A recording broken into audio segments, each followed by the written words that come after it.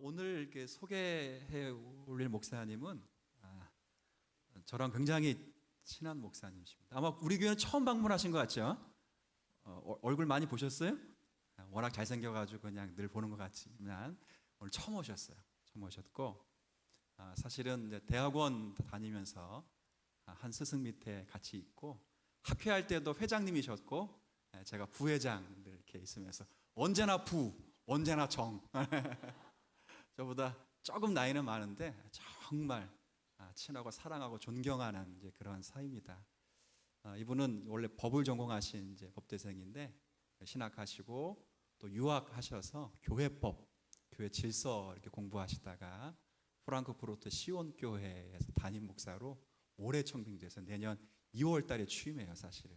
그래서 계시는 중에 함께 이제 전 담임 목사님과 목회 이제 같이 하시는 중에 제가 오전에 말씀드렸지만 유럽에 계신 외국인 목회자들을 전부 선교사로 분류를 해 주셔가지고 선교사 훈련을 받으러 부득불 나왔어요. 부득불. 그래서 세 분, 제 같이 공부했던 동기 목사님 세 분이 함께 나오셨는데 연차적으로 우리 교회 한번 오실 것 같습니다. 그래서 오늘은 첫 번째로 박기수 목사님, 프랑크푸르트의 시온 교회를 담임하시는 우리 목사님 오셔서 하나님께서 찾으시는 한 사람이라는 제목의 말씀으로 또 말씀 주실 때 여러분 큰 은혜 받게 되시기를 주의 이름으로 축복합니다. 우리 모실 때 큰 박수로 우리 환영할 거예요. 오예배니까요. 모시겠습니다.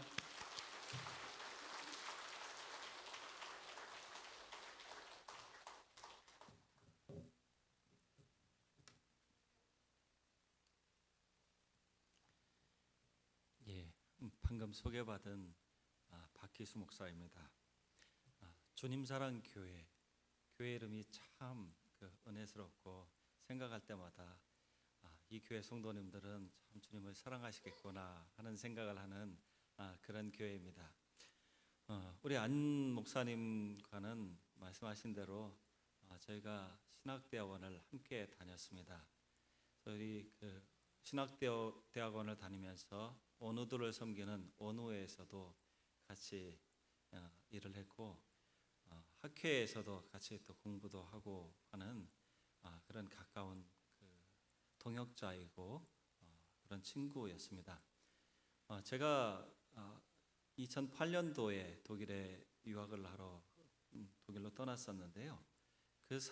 그 사이에 주님사랑교회에 부임해서 섬긴다는 그런 이야기를 들었습니다. 그 이후로 제가 이 주님사랑교회가 낯설지 않고 또 주님사랑교회 소식이 들려오면 마음에 관심을 가지고 귀를 열고 제가 이 교회에 많이 관심을 가졌었습니다. 우리 안 목사님은 제가 오늘 처음 교회 방문한 것으로 이제 아시는데 제가 3년 전인가 한번 교회를 방문했었습니다. 그래서 수요일에 함께 예배를 드렸던 기억이 좀 있네요. 예. 예, 그리고 제가 이 주님사랑교회가 낯설지 않아요. 4년 전쯤인가 우리 교회에 유화영 청년이죠. 예, 청년이 독일에 잠깐 한 달 동안 독일어 공부하러 왔을 때 우리 안 목사님이 제게 부탁을 했어요. 그래서 잠깐 머물 곳이랑 그리고 어학 공부하는 그 장소까지 잘 좀 살펴봐 달라고 해서 제가 우리 유화영 자매님도 한번 만난 적이 있습니다. 그래서 우리 주님사랑교회는 전혀 제게 낯선 교회가 아닙니다. 예, 이렇게 불러주셔서 감사하고 또 하나님의 말씀 함께 나눌 수 있어서 참으로 고맙게 생각합니다.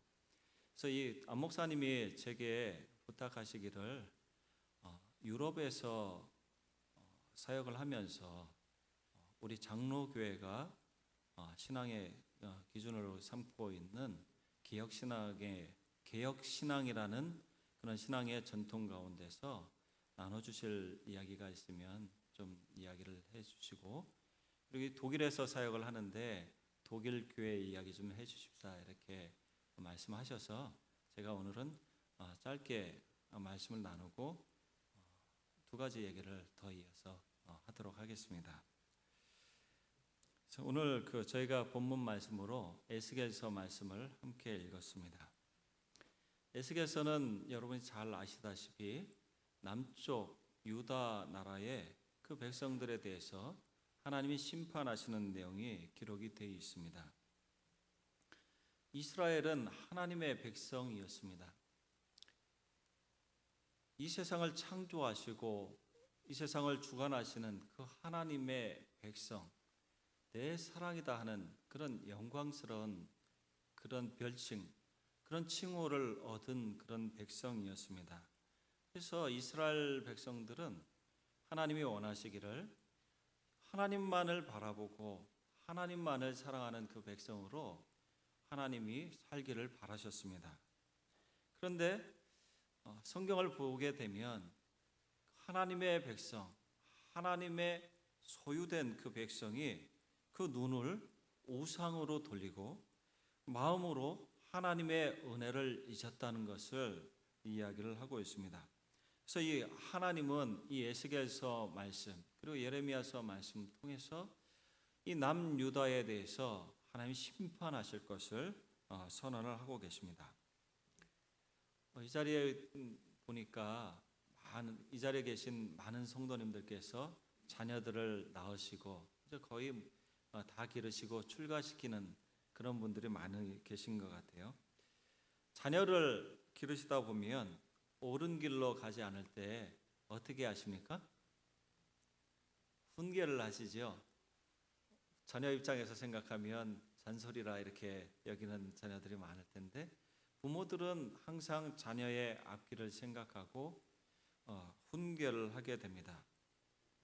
자녀들이 옳지 않은 길로 갈 때 그 길은 옳은 길이 아니다.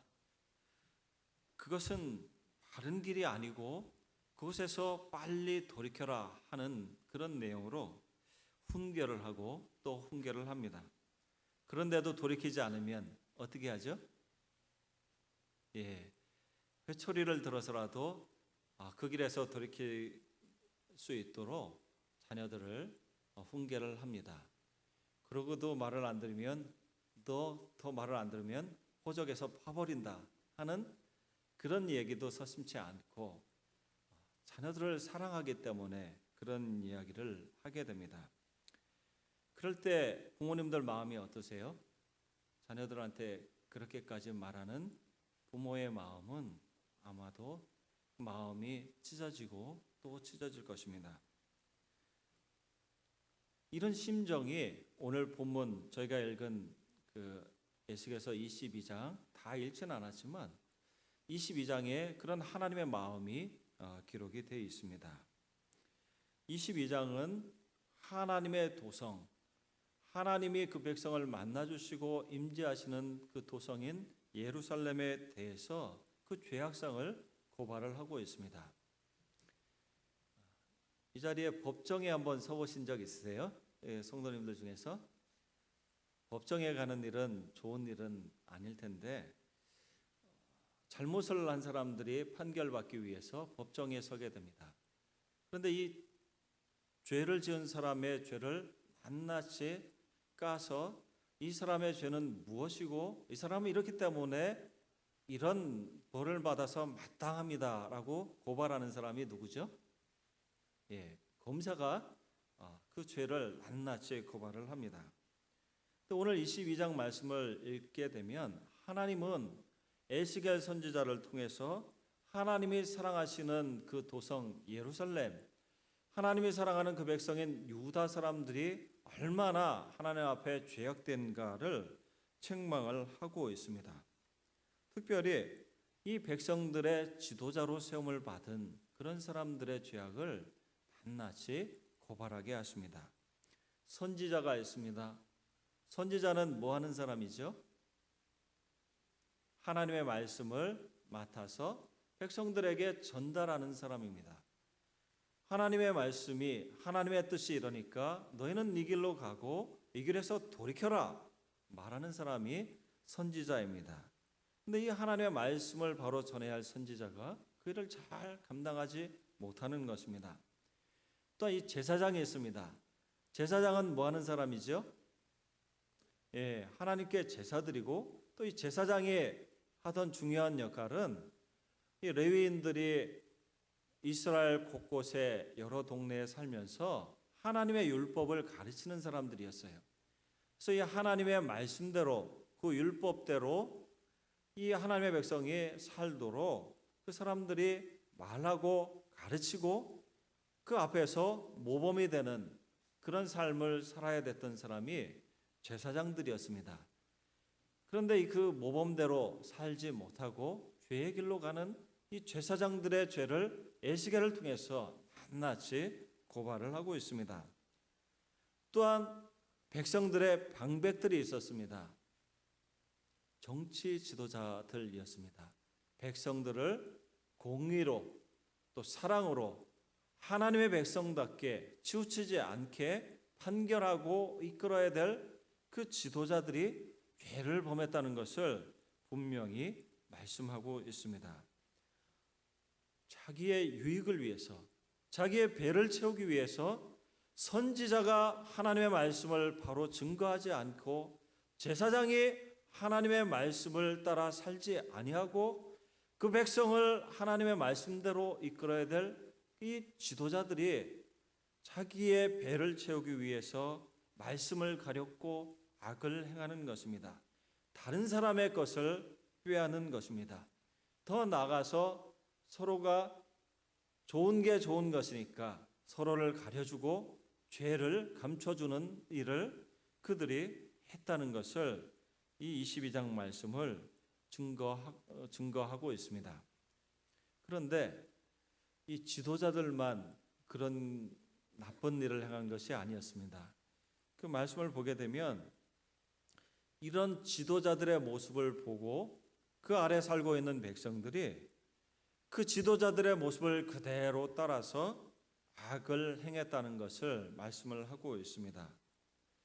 배를 채우기 위해서, 권력을 갖기 위해서 하나님을 잊어버리고 하나님의 말씀을 잊었다. 하나님이 증거하시는 것입니다.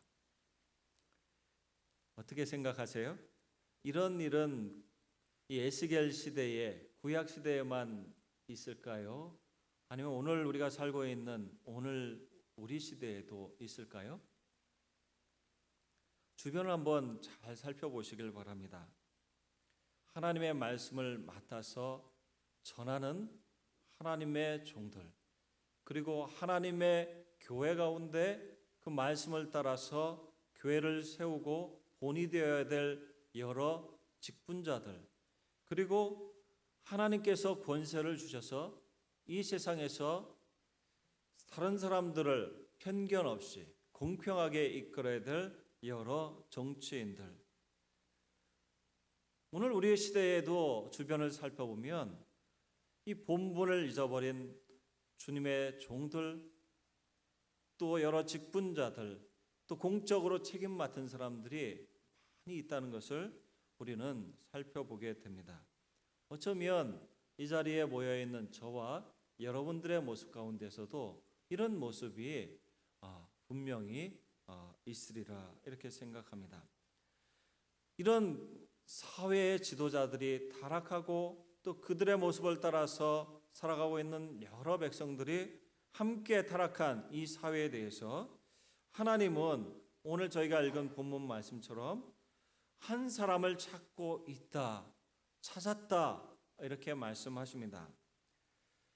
이 땅을 위해서 성을 쌓으며 무너진 데를 막아서는 그 사람, 나로 이 멸하려고 하는 이 땅을 멸하지 못하게 할 만한 그런 믿음의 사람, 하나님을 사랑하는 사람, 이 사람을 찾았었다 이렇게 말씀하십니다. 하나님의 마음이 여기에 표현이 되어 있습니다. 혹시 하나님의 그 심판을 돌릴 만한 의로운 사람이 있는가 찾고 또 찾고 돌아보았는데 그런 사람이 없다는 것을 말씀하고 있습니다. 욥과 같이, 다니엘과 같이, 노아와 같은 그런 사람을 찾으셨지만 그런데도 그 백성의 잘못된 길을 가고 있는 그 길에서 돌이킬 사람, 지도자들이 패역한 길을 가고 있는 그 길에서 돌이킬 사람이 하나도 없었다는 것을 하나님은 말씀하고 있습니다. 사랑하는 성도 여러분, 하나님은 그 에스겔 당시에만 이런 사람을 찾으시는 것이 아닙니다. 하나님은 오늘도 저와 여러분들 그 사이에서 오늘을 살고 있는 모든 성도들 가운데서 이런 무너진 성에 무너진 것을 보수하고 하나님의 심판을 막아설 만한 그런 믿음의 사람을 찾고 계신다는 것을 이 말씀이 증거하고 있습니다. 각 부서에서 여러 부분으로 봉사하고 계시죠. 하나님은 각 부서에서 연약한 곳을 세워가는 그런 성도 한 사람을 찾으시고 거쳐가는 곳마다 부서를 살리고 사람을 유익되게 하는 그 성도 한 사람을 찾고 계시고 이 땅에 무너진 곳을 연약하고 힘들고 돌볼 사람이 없는 그 사람을 돌보는 그 한 사람의 성도를 오늘도 찾고 계신다는 것입니다. 이 땅에 하나님의 사랑과 공의를 드러내고 하나님의 그 이름을 그 영광을 드러내는 그 한 교회를 찾고 계신다는 것을 이 말씀이 증거하고 있습니다. 사랑하는 성도 여러분, 주님을 사랑하는 그런 이름으로 이 자리에 모여 있는 여러분들의 삶에 그 삶의 영역에서 스스로를 한번 돌아보시기를 바랍니다. 우리 가정이 무너진 곳은 없는지, 우리 가정에서 다시 세워야 되는 그런 곳은 없는지, 우리 교회에 연약하고 부족한 그런 성도는 없는지, 그런 부서는 없는지, 우리가 예배로 하나님을 만나는 그 자리에서 날마다 하나님의 말씀을 읽고 묵상하는 그 자리에서 하나님의 뜻을 알아가는 그 자리에서 주님의 복음을 전하는 그 자리에서 하나님의 진노하심을 막아설 만한 그런 하나님의 사람, 무너진 데를 다시 세우고 온전케 하는 그 사람, 하나님은 그 사람을 찾으신다는 것을 분명히 아시고 주님 앞에 우리 자신을 드리는 주님 사랑 교회와 교우 여러분, 그리고 이 자리에 있는 모든 성도님이 되시기를 진심으로 바랍니다. 두 번째로는 제가 유럽에 살면서 인상적으로 느꼈던 그런 유럽 교회의 모습에 대해서 이 시간 함께 나누고자 합니다. 제가 이 교회를 방문하기 전에 교회 홈페이지를 한번 살펴보게 되었어요. 교회가 추구하는 신앙 정신에 대해서 인사말에 쓰여져 있습니다. 신앙생활의 방향이 성경에 근거한 신앙의 고백인 신앙 고백에 근거한 성도의 삶을 추구한다는 그런 내용이 주님사랑교회 홈페이지에 기록이 되어 있습니다. 그리고 구원 얻은 성도로서 마땅히 삶에 드러나야 될 그런 모습인 나눔과 섬김에 대한 삶을 살고자 한다는 그런 강조가 주님사랑교회 홈페이지에 기록이 되어 있습니다. 그리고 제가 인상적으로 봤던 것은 오후 시간에는 우리 교회가 속해 있는 장로교회가 공적으로 고백하고 있는 신앙의 표준 문서인 웨스트민스터 표준 문서의 하나인 소요리 문답을 공부하고 계시는 것도 참으로 인상적으로 다가왔습니다. 우리가 속한 그 대신 교단의 신앙 정신, 개혁 신앙의 정신을 잘 구현하고자 하는 그런 교회로서 힘쓰고 있는 교회구나 하는 그런 인상을 제가 이 홈페이지를 통해서 깊이 받을 수 있었습니다. 그런데 제가 이 홈페이지를 통해서 보면서 마음속에 참 이 교회가 이 주변의 교회에 본이 되는구나 하는 그런 생각을 한 것은 오후 시간에 함께 성도들이 신앙의 고백 중에 하나인 소요리 문답을 함께 공부하고 있다는 것입니다. 성경을 통해서 작성된 그런 신앙 고백을 함께 성경 옆에 두고 있다는 것은 장로교회가 서 있는 개혁 신앙의 전통의 전통적인 그런 방식입니다. 제가 독일에 살면서 네덜란드에 있는 한 교회를 방문할 기회가 있었습니다. 근데 이 네덜란드에 있는 교회들도 이 오전에 함께 모여서 예배를 드리고 오후 예배도 있습니다. 오후 예배도 있는데 오후에는 항상 무엇을 공부하냐 하면 이 주님 사랑 교회가 하는 것처럼 신앙 고백서를 공부를 하게 됩니다. 특별히 네덜란드에서는 오후에 하이델베르크 교리문답이라는 교리문답서를 공부를 하게 되는데 이 하이델베르크 교리문답서는 1년이면 다 공부할 수 있게 돼 있어요. 그래서 1년이 몇 주죠? 52주죠. 52주 공부를 하게 되면 우리가 무엇에 대해서 믿고 또 우리가 받은 구원은 무엇이고 구원받은 사람으로서 어떻게 살아가야 되는지에 대해서 이 하이델베르크 교리문답서를 통해서 배우게 됩니다. 근데 이 한 해를 열심히 공부했어요. 한 해가 지나가게 되면 무엇을 공부할까요? 무엇을 공부할 것 같으세요? 예, 여러 가지 말씀하실 수 있겠지만 그 교회들은 배웠던 것을 또 다시 공부를 하게 됩니다. 한 해 공부를 해서 열심히 마쳤어요. 그 다음에는 다른 것을 공부할 수 있겠지만 다시 이 하이델베르크 교리문답을 공부하는 것입니다. 매년 같은 내용을 반복하게 됩니다. 그 교리문답서의 내용은 똑같은 것이니까요. 한국의 성도님들은 이런 전통적인 방식에는 익숙치 않아서 같은 내용을 또 공부하게 되면 약간 지루하다고 생각을 하고 지겹다고 생각하는 분들이 많이 있습니다. 그런데 이 유럽에 있는 교회는 이 배운 내용을 다시 확인합니다.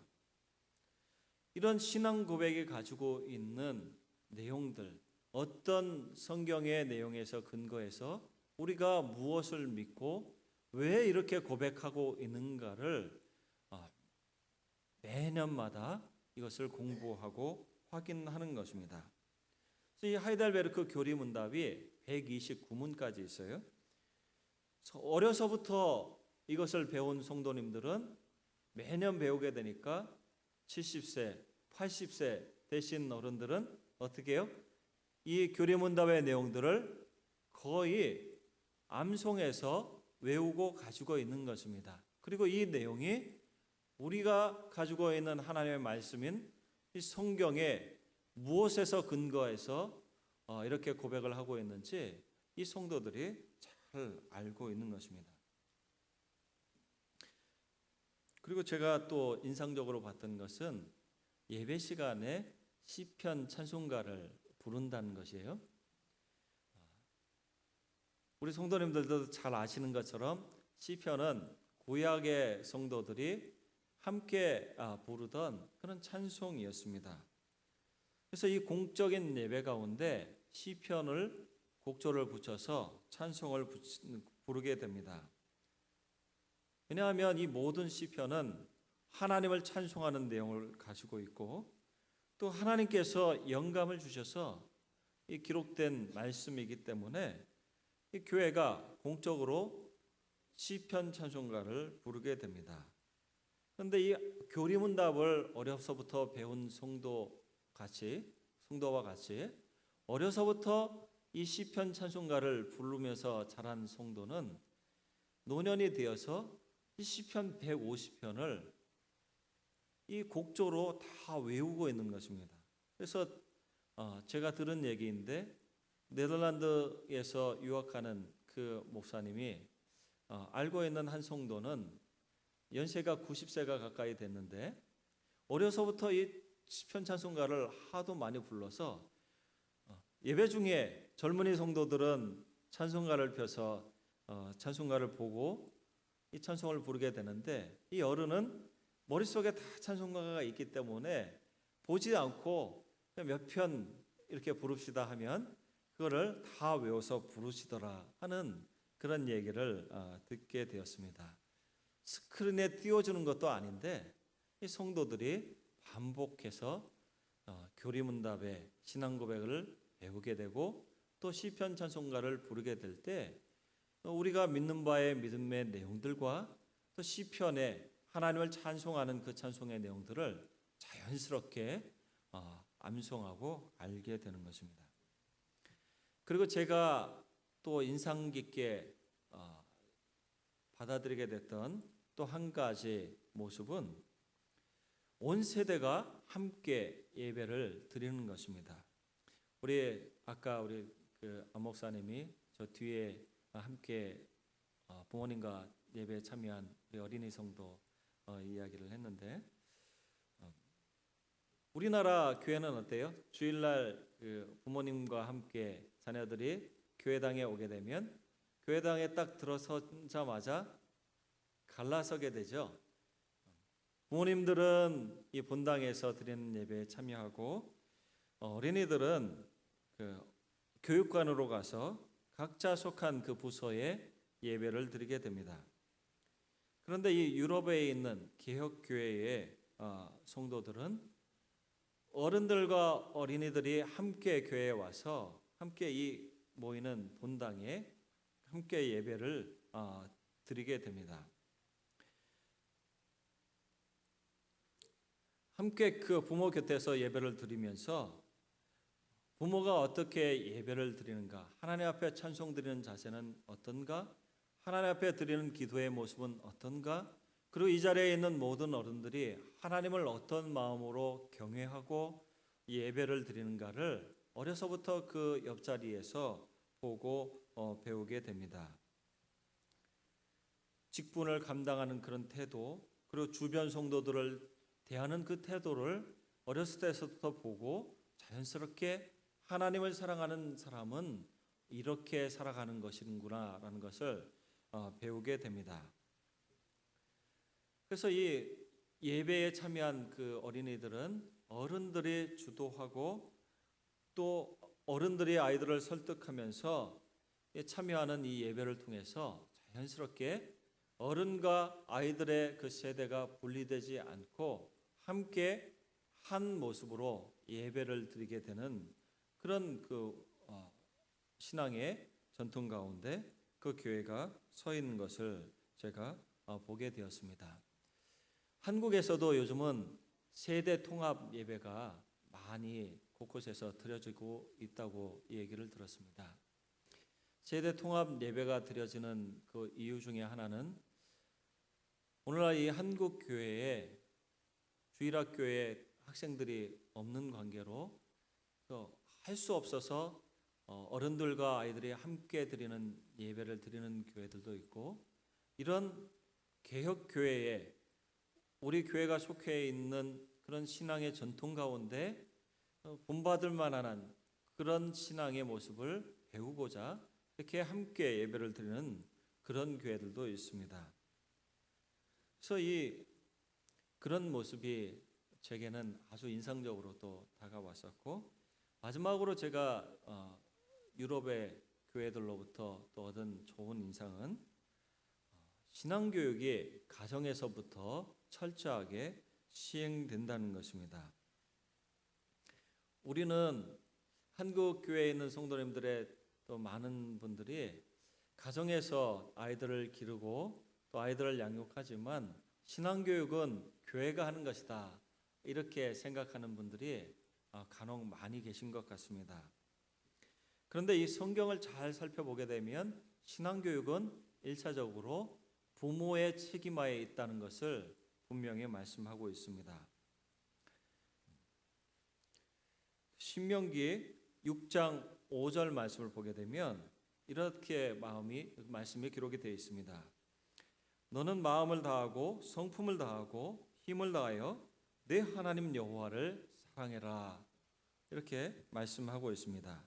그런데 거기서 끝나는 것이 아니라 뒤에 뭐라고 말씀하시는가 하면 오늘날 내가 내게 명하는 이 말씀을 너는 마음에 새기고 내 자녀에게 부지런히 가르쳐라.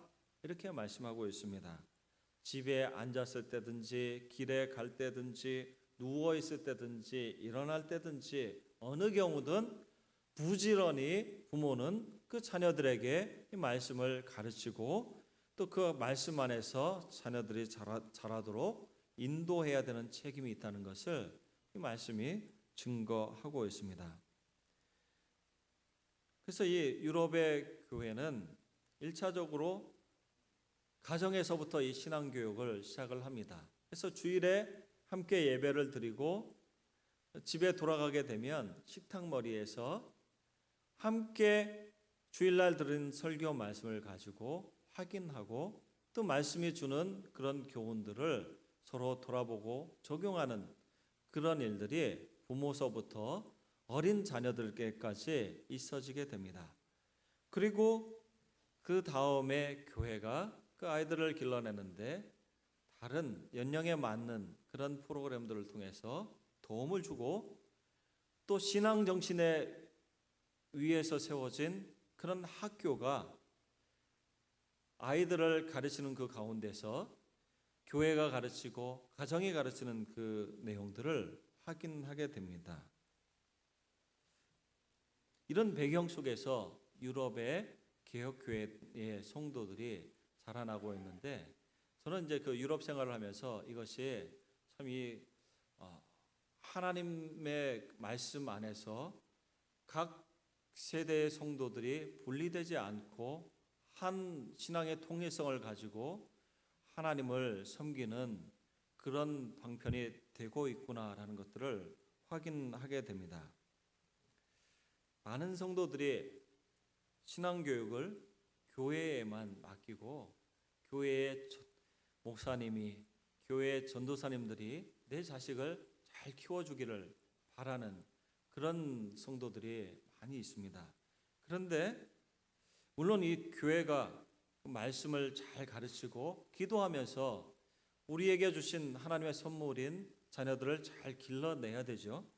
그런데 그 이전에 이 유럽의 개혁 교회들은 하나님께서 자기들에게 주신 부모들의 책임인 그 말씀을 자녀들에게 가르치고 그것의 삶에서 그 말씀을 인식하고 살아가는 일에 가정에서부터 철저하게 그 자녀들을 길러내는 것을 제가 보고 도전을 받았습니다. 그래서 제가 유럽 생활하면서 유럽의 개혁교회가 가지고 있는 장점 또 본받을 만한 점을 잠깐 이렇게 그 성도님들에게 나눴습니다.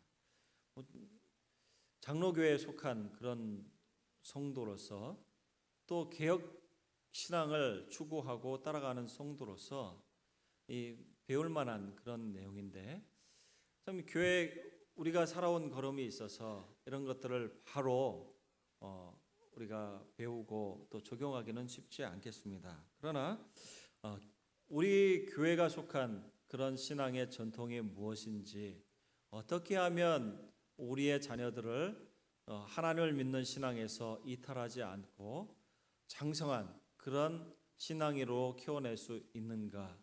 이 유럽 교회, 개혁 교회가 추구하고 있는 그런 신앙의 전통 가운데서 우리 사랑하는 성도님들께서 한번 돌아보시고 생각하시면서 교회가 이 후대 성도들을 잘 길러내는 그 길에 힘쓰시기를 진심으로 바랍니다.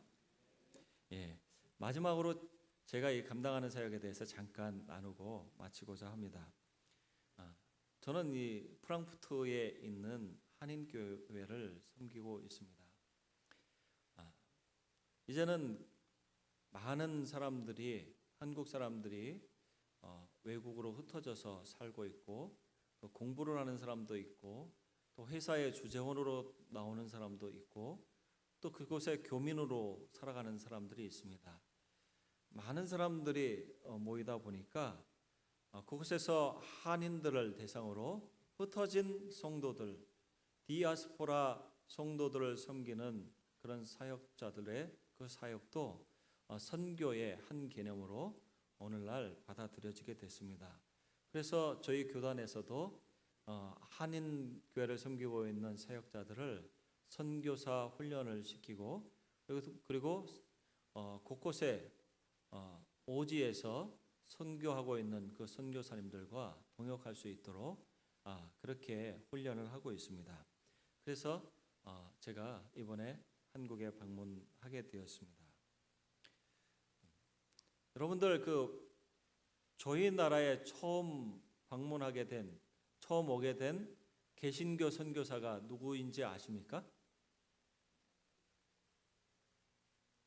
예, 우리 안 목사님은 바로 알고 계시는데 많은 성도님들이 토마스 선교사님 얘기를 들으셨을 거예요. 대동강에 미국 배를 타고 오셨다가 그곳에서 선교하시다가 돌아가신 토마스 선교사 얘기를 많이 들으셨을 거예요. 그런데 이 사실 그보다도 한 30년 전에 1832년에 한국 땅에 처음 오신 개신교 선교사님이 계셨습니다. 그분의 이름은 이제 칼 귀칠라프 선교사님이신데 독일 사람입니다. 독일에서 선교사로 파송된 분이 한국에 개화되지 않고 그 당시에 선교할 수 없었던 이 땅에 하나님의 말씀을 전하기 위해서 이 한국 땅에 도달했던 분이 칼 귀칠라프 선교사입니다. 그래서 이 독일과 한국 교회는 이렇게 연결이 되어 있습니다. 독일 교회 잠깐 얘기를 해드리면 독일의 교회는 대부분이 우리는 장로 교회가 한국에 많이 있지만 독일은 루터 교회가 대부분입니다. 루터의 종교 개혁을 따라 루터의 그 후예들인데 이 루터 교회는 독일 국가에 속해 있는 국가 교회입니다. 그래서 이 교회가 가지고 있는 예배당 그리고 또 여러 소유들 그리고 여러 목회자들 이 모두가 국가에 소속이 돼 있고 그 책임을 국가에 운영하에 존재하고 있는 교회가 루터 교회입니다. 근데 이 루터 교회가 요즘은 많은 성도들이 그 교회에서 이탈하고 있습니다. 그래서 이 독일의 경우에는 카톨릭 교회가 전 국민의 한 25% 그리고 개신교인들이 한 25% 이렇게 되는데 요즘은 많은 성도들이 교회를 떠나서 20% 정도의 개신교인들이 있다고 이렇게 보고가 되고 있습니다. 사람들이 교회를 떠나는 이유가 있는데 많은 사람들이 자기가 벌어들이는 그 소득의 7%를 국가의 세금으로 내는 종교세를 인해서 그 교회를 떠나는 일이 많이 있습니다. 교회가 주민등록을 할 때 사람이 주거지에서 주민등록을 할 때 나라가 이렇게 물어봅니다. 너의 종교는 무엇이니? 이렇게 물어봐서 나는 개신교도이다 이렇게 얘기를 하면 개신교도로서 이 소득의 7% 꽤 크죠. 이것을 종교세로 걷어들이게 됩니다. 그래서 그 종교세를 내는 사람은 교회에 속하게 되고 그리고 그 세금을 가지고 교회를 운영을 하고 교회가 여러 일들을 하게 됩니다. 이것이 이제 국가 교회로서의 독일 교회인데, 근데 이 독일 교회에 속해 있는 많은 사람들이 지금 교회를 떠나고 있습니다. 종교세 때문에 그렇다는 사람들도 많이 있지만 독일의 교회가 이렇게 약화되고 있는 것은 다름이 아니라 교회를 바르게 세워야 될 그 신학이 제대로 역할하고 있지 않기 때문에 교회가 올바로 성도를 세우지 못하고 그래서 많은 성도가 교회를 이탈을 하고 있습니다. 독일에 가게 되면 각 대학교마다 신학부가 있습니다. 신학이라는 것은 하나님이 우리에게 주신 하나님의 말씀인 성경 위에서 하나님이 어떤 분이신가, 또 사람이 어떤 존재인가를 면밀하게 연구해서 교회를, 하나님의 교회, 성도를 바로 세우는 그런 학문이 신학입니다.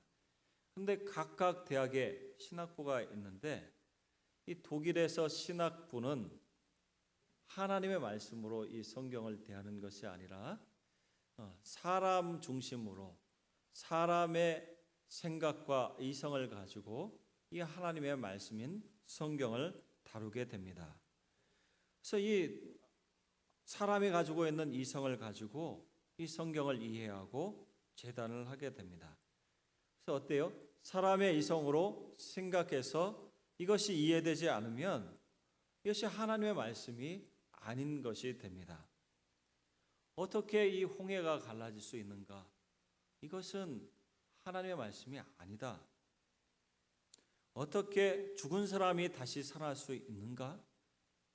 어떻게 보리떡 5개와 물고기 2마리로 5,000명이 먹을 수 있는가? 일어날 수 없는 일이 일어났기 때문에 이것은 사실이 아니고 신화다라고 말하는 그런 신학이 독일에서 하고 있는 신학의 내용입니다. 심지어 예수 믿고 구원받는다고 이렇게 믿는 기독교의 진리를 두고 구원을 받는 길에 있어서 이 길만이 길이 아니라 산 정상을 올라가는 길이 여러 가지 있는 것처럼 다른 길로 있다는 것도 인정하자고 말하는 그런 내용을 가지고 있습니다. 그래서 이 종교다원주의, 구원에도 여러 길이 있다고 말하는 그런 내용을 하나님을 믿는다고 하는 그런 사람들, 그런 신학자들이 그런 일들을 하고 있습니다. 그래서 이 독일 유럽에 있는 신학교의 홈페이지를 가보면 어떤 신학교는 그 홈페이지에 우리가 믿는 바는 이러하다 하고 써놓은 그런 신학교들이 있습니다. 그래서 어떤 신학교를 보게 되면 공적으로 우리는 이런 것을 믿는데, 우리는 성경을 하나님의 말씀으로 믿는다, 이렇게 써놓은 신학교들이 있습니다. 어떠세요? 성경이 하나님의 말씀입니까? 예, 성경을 하나님의 말씀으로 그렇게 믿으세요? 예, 아멘 하셔야죠. 이 당연한 것인데, 이 신학교가 신학자들, 목회자들 길러내는 그 곳에서 우리는 성경을 유일무이한 하나님의 말씀으로 믿는다, 이거를 이렇게 구분해서 걸어놓고 말하고 있습니다. 왜냐하면 그렇게 생각하지 않는 너무 많은 그런 신학자들, 목회자들이 있기 때문에 그에 대해서 우리는 이런 신앙을 가지고 있다는 것을 분명히 이야기를 하고 있습니다. 그래서 이 독일에서는 그 모든 교육이 공교육으로 정부에서 이 비용을 감당해서 그 자녀들을 길러내고 있는데, 공교육 과정 속에서 4학년이 되면 무조건 아이들이 종교나 윤리 중에서 하나를 선택해서 과목으로 들어야 됩니다. 그런데 이 종교 수업을 가르치는 선생님들이 목사님들인데 대부분 앞서서 말씀드린 그런 신학의 내용을 배운 사람들입니다. 성경을 대상으로 전반적으로 성경의 내용에 대해서 배우는데, 그 종교 수업을 받는 많은 아이들이 그 인본주의적인 그런 교육을 받고 있습니다. 어떻겠어요? 아이들이 교회에서 자랐는데 성경을 배우고 하나님을 믿는데 그 학교에 가서 배우는 내용을 받게 되면 성경의 절대성을 인정하지 않고 하나님의 말씀으로 인정하지 않고 종교적으로 관용을 말하고 종교적으로 구원 얻는 길이 여러 가지 있다고 하는 내용들을 학교에서 배우게 됩니다. 저희 교회에도 여러 주일학교 아이들이 있는데 학교에서 그런 내용을 배우고 오면 저에게 묻습니다. 그래서 그 내용들을 다시 교정해주고 그것은 바른 것이 아니다라는 것을 알려줘야 됩니다. 그렇지 않으면 아이들이 그것이 사실인 것으로 받아들이고 그런 가운데서 성경을 하나님도 이해하게 됩니다. 제가 프랑크푸르트에 내려와서 살기 전에 독일 중부에 있는 그 보훔이라는 도시에서 프랑크푸르트까지 기차를 타고 다녔던 적이 있습니다. 완행열차를 타면 한 5시간 정도 걸려요. 그래서 몇 번 기차를 갈아타고 가게 되는데 한 중간에 어떤 역에서 기차를 기다리고 있을 때였어요. 한 사람이 저에게 다가와서 물었습니다. 너는 어디서 왔니? 그래서 나는 한국에서 왔는데 오, 멋진 동네야. 네, 그래서 여기서 뭐 하는데? 나는 신학 공부를 하는데 대단하네. 넌 성경 많이 읽었겠구나. 그래, 나 성경 많이 읽었지. 너는 성경 많이 읽었니? 나도 많이 읽었어. 100번도 넓게 읽었는데 대부분 나한테 한번 물어봐봐.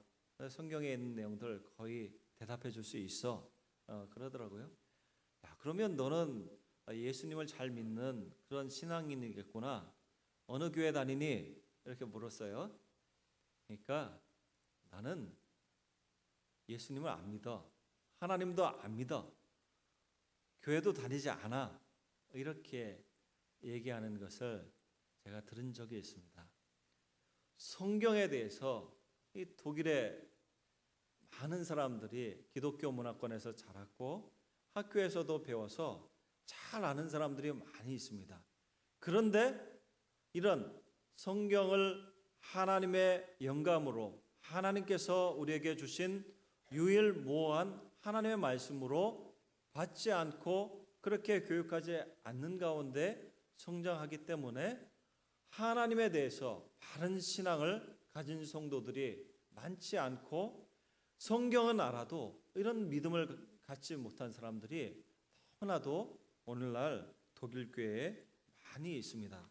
그래서 이 교회에 국가교회에 속해 있는 많은 그 성도들이 기독교인이라고 하는 사람들이 교회를 떠나는 그런 일들이 많이 있습니다. 그리고 이 독일은 많은 유럽이 그렇지만 빠르게 무슬림 인구가 늘어나고 있습니다. 저희 나라도 출산율이 저조하기로 세계 1위라는 이야기를 외국에서도 듣습니다. 이 독일도 이 출산율에 있어서는 세계의 최저 수준에 있습니다. 그래서 인구가 줄어들다 보니까 산업 현장에서 일할 사람들이 많이 없습니다. 그래서 최소한 300만 명에서 500만 명의 그런 노동 인력이 필요해서 터키나 그리스나 동유럽 등지에서 노동자들을 받아들이고 있는 그런 형편의 가운데 있습니다. 그런데 이 터키에서 일하러 오는 사람들이 많이 있는데 이 사람들은 대부분 무슬림들입니다. 근데 이 무슬림들이 그 독일 땅에 오게 되면 하는 일이 먼저 아이를 많이 낳습니다. 아이를 낳으면 어떤 유익이 있냐면 그 아이 한 명당 육아 수당을 올해 그 200유로씩 계속 주게 됩니다.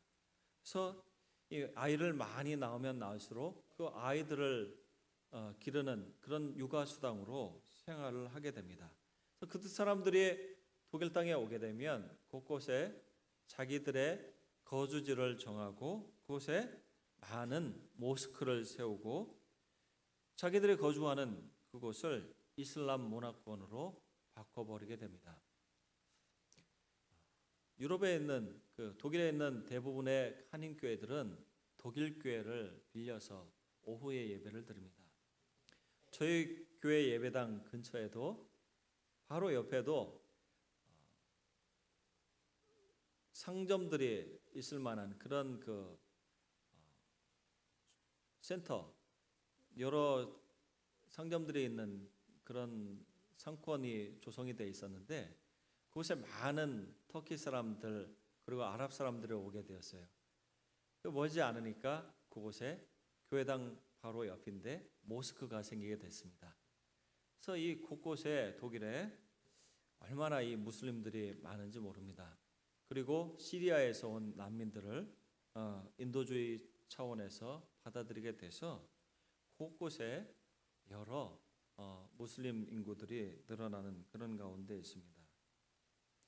500년 전에 독일에서 가톨릭 교회의 잘못된 그런 신앙의 반기를 들고 교회를 바른 신앙의 내용 가운데 세우는 종교개혁이 시작이 되었습니다.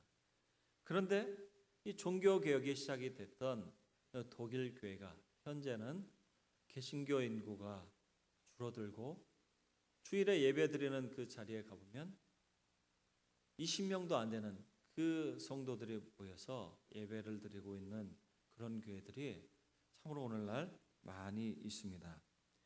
이런 형편 가운데서 한인교회는 선교적인 사명을 가지고 곳에서 사역을 하고 있습니다. 그래서 이 한인교회는 주로 한인들을 대상으로 흩어진 한인 그리스도인들을 섬기고 그들이 바르게 하나님을 섬길 수 있도록 역할을 하는 것이 한인교회의 1차적인 역할입니다. 그래서 그 자리에 그 땅에 살고 있는 주재원들, 유학생들 그리고 또 2세들을 믿음 가운데 잘 세우는 역할이 한인교회의 역할입니다. 그런데 이 한인교회에 주어진 또 사역 중에 하나는 주변에 있는 무슬림권, 이슬람권에 사역하는 그런 선교사님들과 협력하고 연대해서 그 사역을 돕는 일을 하고 있습니다. 이 독일은 특별히 터키나 동유럽의 무슬림권과 아주 가깝게 붙어 있습니다. 많은 사람들이 독일로 일하기 위해서 오고 또 여러 선교사님들이 독일에서 그 땅으로 가고 그 땅에서 사역하고 있는 선교사님들과 교회들이 협력을 하고 있습니다. 그래서 이 한인 교회들은 1차적 선교의 전진 기지를 돕고 후원하는 그런 일을 하고 있습니다. 단기 선교나 비전 트립을 한국에서 교회들이 가는 것과 같이 한인 교회들은 직접적으로 그 선교지를 방문해서 여러 필요한 사역들을 돕는 일들을 감당을 하고 있습니다. 그리고 선교사님들이 재충전하고 사역에 다시 힘을 낼 수 있도록 돕는 역할들을 한인 사역이 하고 있습니다. 그리고 한인 교회가 또 감당하는 일은 직접적으로 그 무슬림권에 있는 사람들을 전도를 하는 일을 하고 있습니다. 한국에 여러 면에서 세계에 영향을 끼치다 보니까 많은 독일에 있는 무슬림권 사람들도 한국에 대해서 관심을 많이 가지고 있습니다.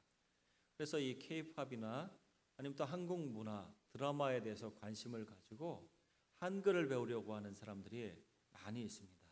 그래서 이 교회들 중에서 그런 사람들에게 전도하기 위해서 한글 학교를 만들고 운영을 하고 그런 그 계기를 통해서 하나님의 복음을 전하기 위해서 수고하는 그런 교회들이 많이 있습니다. 그래서 제가 독일 한인 교회를 섬기면서 감당하는 일들은 이런 일들을 주로 감당을 하고 있습니다. 이 사역을 잘 감당하기 위해서 선교사로서 그 일에 충성하기 위해서 제가 이 한국에 와서 훈련 중에 있습니다. 그래서 이 오늘 그 나눈 말씀을 함께 마치게 되면 오늘 나눈 그 에스겔 말씀처럼 하나님은 독일 땅에 있는 성도 각 개인이나 또 목회자나 또 이 자리에 계신 성도 여러분 각 개인이나 여러 중직자들과 같이 우리들 모두를 한 사람 하나님의 복음을 증거하는 일에 주님의 교회가 감당하는 일 중에 무너진 그 일을 돌아보고 세우는 일에 부르고 계신다는 사실입니다. 하나님의 교회가 그 교회로서 바로 서는 일에 하나님의 영광을 드러내는 일에 땅끝까지 주의 복음이 전해지는 그 일에 이 자리에 있는 우리 모두가 주님의 충성된 일꾼으로 하나님의 자녀로서 귀하게 쓰임받는 성도님들이 되시기를 진심으로 바랍니다.